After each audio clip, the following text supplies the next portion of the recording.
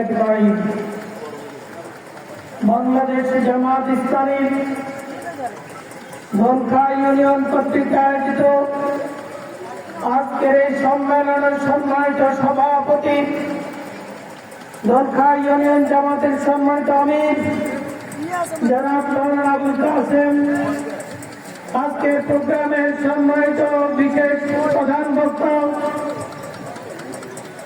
এই ধনখার কৃতি সন্তান জামাত ইসলামী নোয়াখালী জেলার সম্মানিত আমির, কেন্দ্রীয় মন্ত্রী শুরার সদস্য জনতার জনাব ইসহাক খন্দকার, জামাত ইসলামী নাঙ্গলকোট উপজেলার সম্মানিত আমির, নাঙ্গলকোটের গণমানুষের নেতা জনাব মাওলানা জামাল উদ্দিন, জামাত ইসলামী নাঙ্গলকোট উপজেলার সম্মানিত সেক্রেটারি, বিশিষ্ট রাজনীতিবিদ শিক্ষাবিদ জনাব মাওলানা নুরুল ইসলাম হাসান, অ্যাসিস্ট্যান্ট সেক্রেটারি মাওলানা ইয়াসিন আরাফাত সহ ধনখায়ের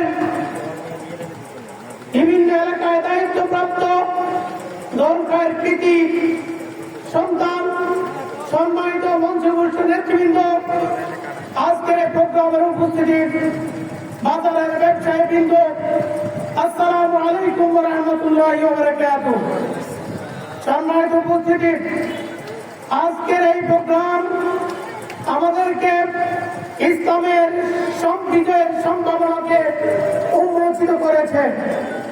সম্মানিত উপস্থিতি, আমি কথা খুব বেশি বলবো না, আমি শুধু বলতে চাই, আল্লাহ রাব্বুল আলামিন পুরো জনপদকে যখন দ্বীনের পক্ষে বিজয়ের জন্য পরিবেশ তৈরি করতে চান, তখন সেই জনপদ থেকে কিছু লোকের জীবনকে গ্রহণ করেন, কিছু লোকের হাত পা চক্ষু কর্ণ অঙ্গ প্রত্যঙ্গ গ্রহণ করেন। সম্মানিত উপস্থিতি, আজকের এই প্রোগ্রাম তার সাক্ষী।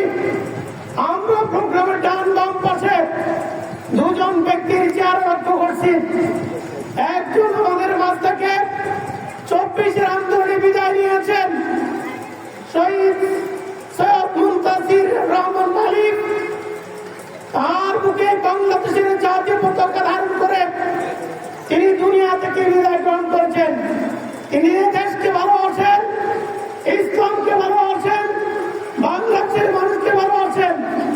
এই বাংলাদেশের মানুষকে একটি সুন্দর বৈষম্যমুক্ত সমাজ বিনির্মাণের জন্য 24-এর আন্দোলন তারা জীবন বিলীন করেছেন।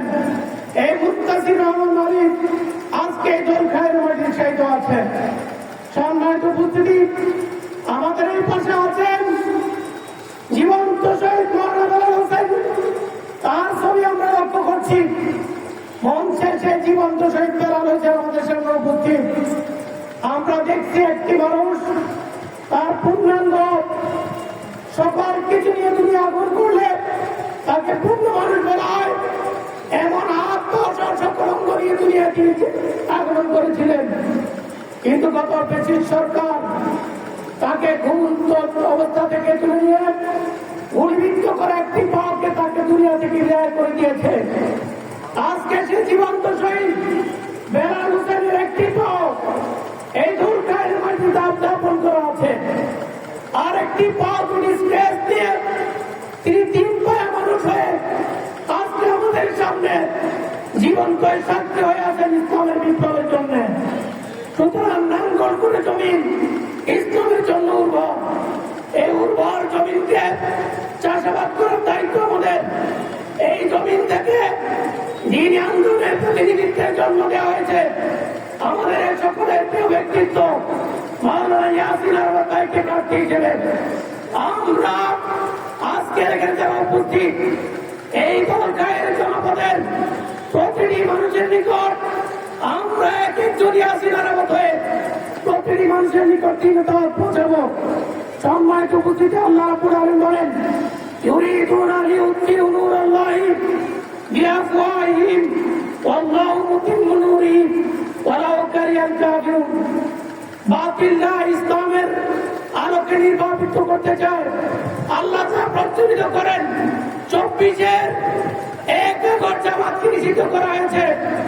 আজ 4 দিনের মাথায় যারা নিষিদ্ধ হয়েছে তারা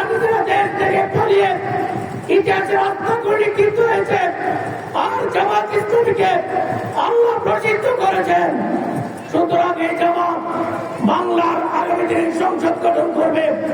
এই সংসদে পাঠানোর জন্য নাঙ্গলকোট থেকে যাকে প্রতিনিধি দেওয়া হয়েছে তাকে বিজয়ের মালা পরিয়ে এই নাঙ্গলকোট থেকে সংসদের প্রতিনিধিত্ব করার জন্য আমরা সকলে হাতে হাত থেকে তাদের কাঁধ মিলিয়ে প্রতিটি জনপদে প্রতিটি মানুষের নিকট একটি দাওয়াত পৌঁছাবো।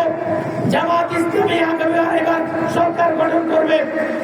জামাতের প্রতীক দাঁড়িপাল্লায় প্রত্যেকটি মানুষকে ভোট দেওয়ার জন্য আহ্বান জানিয়ে আমরা আমাদের বিজয়ের মালা পরিয়ে আন্দোলনের সফলতা অর্জন করব, এই প্রত্যাশা রেখে আমার কথা শেষ করছি। আসসালামু আলাইকুম ওয়া রাহমাতুল্লাহি ওয়া বারাকাতুহু।